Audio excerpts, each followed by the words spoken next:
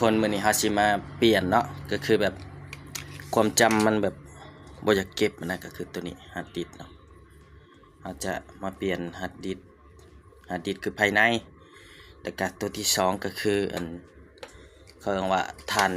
ไบออสเนาะนี่เนาะฐานไบออสรุ่น CR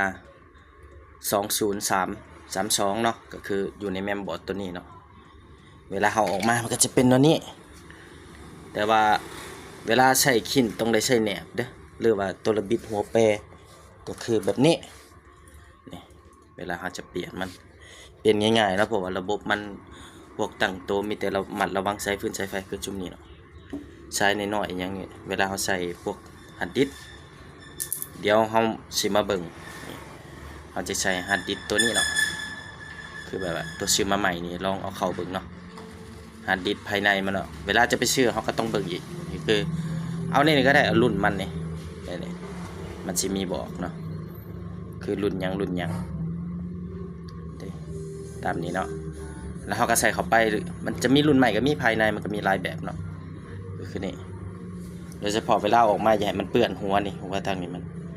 เวลาใส่เข้าไปแล้วมันจะบ่ได้นะข้อมูลมันจะผิดเพี้ยนก่อนอื่นก็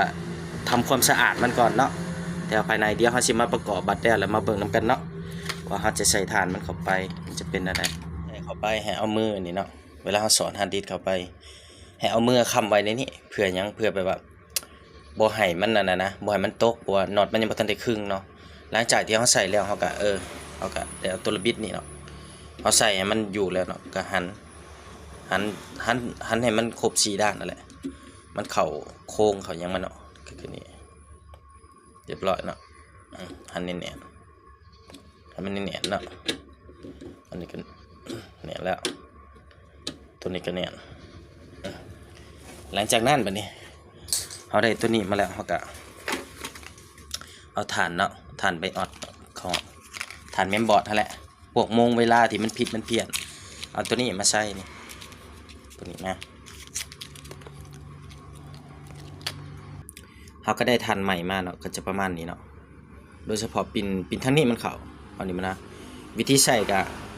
เขาก็อย่าให้ใช้ไฟนี่เด้อนี่อย่าถือใช้ไฟนี่มันสิขาดเงี่ยงตัวนี้เข้าก่อนเนาะเงี่ยงมันเข่า2 ส่วนก่อนนะ